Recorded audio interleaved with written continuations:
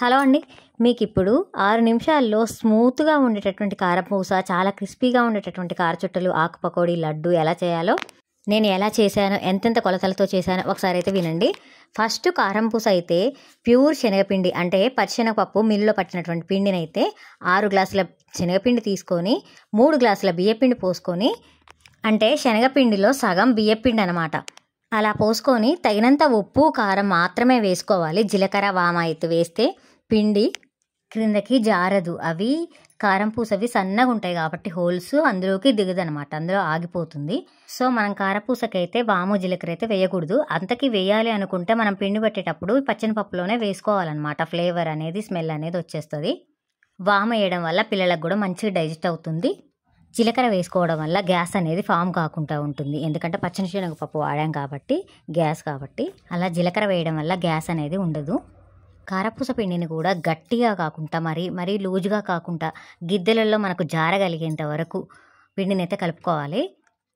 పిండి ఎంత గట్టిగా ఉంటే కారం పూస అయితే అంత తొందరగా పైకి అయితే వచ్చేస్తుంది.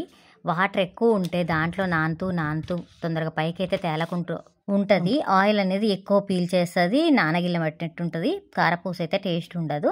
సో పిండి గిద్దెలలో జారగలిగేంత వరకు మాత్రమే పిండిని అయితే కలుపుకోవాలన్నమాట. తర్వాత అయితే కారపు చుట్టలు ఎలా చేశానో చూడండి. వీటి తయారీకి 1 కిలో బియ్యానికి 125 గ్రాముల మినపగుండ్లు చొప్పునైతే 2 కేజీల బియ్యం తీసుకొని 1/4 కిలో మినపగుండ్లు వేసేసుకొని ఆ రెండింటిని కూడా మీడియం ఫ్లేమ్లో వేయించుకున్నాను. అలా వేయించుకోవడం వల్ల మంచి కమ్మటి ఫ్లేవర్ అనేది వచ్చేస్తుంది అనమాట. ఒకసారి మినపగుండ్లు వేయించి చూడండి ఎంత కమ్మటి ఫ్లేవర్ ఉంటుందో.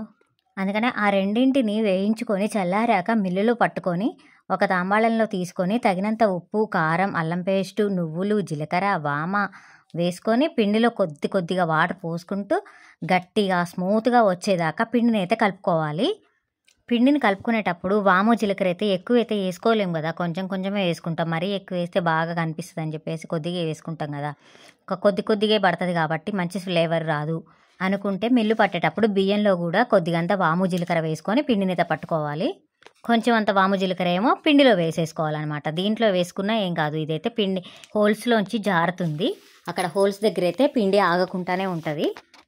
ఏ పిండి అయినా మనం ఎంత ఎక్కువ టైం తీసుకొని ఎంత మంచి కలుపుకుంటామో అంత స్మూత్గా ఉంటాయి, ఎంత గట్టిగా కలుపుకుంటామో అంత స్మూత్గా వచ్చేస్తాయి.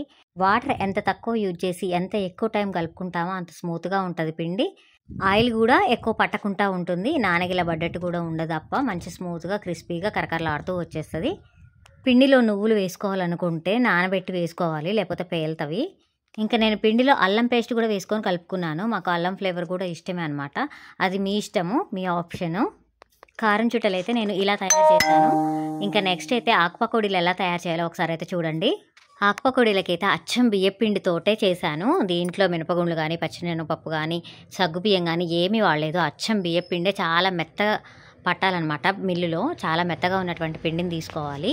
దాంట్లో వేడి నూనెనైతే పోసుకోవాలి. అల్లం పేస్ట్ వేసుకున్నాను, ఉప్పు, కారం, జీలకర్ర, వామ, నువ్వులు ఇవన్నీ కూడా వేసేసుకున్నాను. పిండిని కూడా అదే విధంగా స్మూత్గా అయితే కలుపుకున్నాను. వేడి నూనెను ఎందుకు పోసుకున్నామంటే మనం బైండింగ్ కోసం పచ్చిశనగపప్పు కనుక ఏం వాడలేదు కాబట్టి బైండింగ్ రావాలి, స్మూత్గా ఉండాలంటే వేడి నూనె పోసుకుంటే చాలా స్మూత్గా ఉంటాయి, క్రిస్పీగా వస్తాయి అన్నమాట. క్రిస్పీగా ఉంటాయి. దీంట్లో కూడా అల్లం పేస్ట్ వేసుకోవచ్చు, మన ఇష్టము. కానీ నువ్వులు మాత్రం కంపల్సరీ వేయాలి దీంట్లో. నేను ఆకు పకోడీ 2 గిద్దెలు యూజ్ చేశాను. కొన్ని ఒక గిద్దెతోటి అయితే చేశాను. అంటే కొద్దిగా లావు సైజుది ఆకు పకోడీ ఒకటి, కొంచెం సన్న సైజులో ఆకు పకోడీ ఒకటి, 2 రకాలుగా అయితే చేశాను. ఇది లావు సైజుది, ఫస్ట్ చేసింది సన్నది. ఆకు పకోడీ అయితే ఇలా తయారు చేసుకున్నాను. ఇంకా నెక్స్ట్ అయితే బూందీ లడ్డూని ఎలా ప్రిపేర్ చేశానో చూడండి. 3 గ్లాసుల ప్యూర్ శనగపిండిని తీసుకొని 3 గ్లాసుల షుగర్ అయితే తీసుకున్నాను. షుగర్ మురిగేంత వరకు అయితే వాటర్ అయితే పోసుకోవాలి. మనం కొలత ప్రకారం అయితే గ్లాసుల వైజ్గా కొలిచినట్లయితే ఈక్వల్గా తీసుకోవాలి. అదే తూకం వైజ్గా చూసుకున్నట్లయితే మనం కిలో శనగపిండికి 2 కిలోల షుగర్ అయితే పడుతుంది. అంటే కొలతకి తూకానికి డిఫరెంట్ అయితే ఉంటుంది అనమాట అలా తీసుకోవడం. పాకం అయితే చాలా తక్కువే రావాలి లడ్డూలకి. ముదురు వస్తే పైన తెల్లగా షుగర్ అంతా తేరుకొని బాగుండదు లడ్డు చూడటానికి కానీ తినడానికి కానీ. నేనైతే లేతగానే తీస్తాను. ఇప్పుడైతే మనకు ఉండ రానక్కర్లేదు, జస్ట్ కొంచెం అలా కనిపిస్తే చాలు. అందులో వేశాక శనగపిండి అయితే అర్ధగంట ముందు సోడా ఉప్పు వేసుకొని ఉండలు లేకుండా స్మూత్గా అయితే కలిపెట్టుకున్నాను. తర్వాత బూందీని అయితే పోసుకున్నాను. బూందీ ఎట్లా క్రిస్పీగా ఉండకూడదు, కరకరలాడుతూ రాకూడదు, చాలా మెత్తగా అయితే ఉండకూడదు, నార్మల్గా ఉండాలి.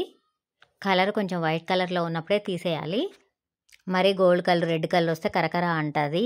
బూందీ లడ్డుకి అయితే అలా పనికిరాదు. నేను పాకం పట్టి అక్కడ పెట్టుకున్న తర్వాత బూందీని అయితే పోసుకున్నాను. ఆ బూందీని కూడా డైరెక్ట్ అయినట్టుగా పాకంలోనే వేసేసాను అనమాట. తర్వాత డ్రై ఫ్రూట్స్, ఇలాచి పౌడరు, నెయ్యి ఇవన్నీ కూడా వేసేసుకొని కొంచెం ఎదిగేంత వరకు మనం అలా దంచుతూ ఉండాలి. తర్వాతనే ఉండలు కట్టుకోవాలి. అంటే కొంచెం బూందీ కనపడేట్టుగా, కొంచెం మెత్తగా అయ్యేటట్టుగా చేసుకోవాలన్నమాట. నేను ఎప్పుడు లడ్డు చేసినా కూడా ఎల్లో కలర్లో వస్తుంది లడ్డు. ఈసారి రెడ్ కలర్లో చేయమన్నారు మా పిల్లలు. అంటే తిరుపతి లడ్డూలాగా, అన్నమయ్య లడ్డూలాగా ఉండాలి అన్నారు. సరే అది ఎలా ట్రై చేయాలో చూద్దామని చెప్పేసి నేను ఏం చేశానంటే, షుగర్లో వాటర్ పోసి మనం పొయ్యి మీద పెట్టిన తర్వాత దాన్ని వెంటనే కలపకుండా కొంచెం సేపటికి కలిపానమాట. అప్పుడు ఆ షుగర్ అనేది వైట్ కలర్ కాకుండా బ్రౌన్ కలర్ అనేది వచ్చేసింది.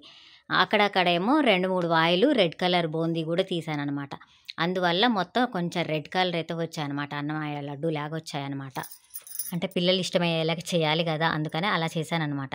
కానీ మా అబ్బాయి అయితే లడ్డు తిన్న తర్వాత చూడడానికి అన్నమయ్య లడ్డూలా ఉంది కానీ టేస్ట్ మాత్రం మన లడ్డు లాగానే ఉంది అని చెప్పాడనమాట. ఓకే ఫ్రెండ్స్, వీడియోని ఇస్తే లైక్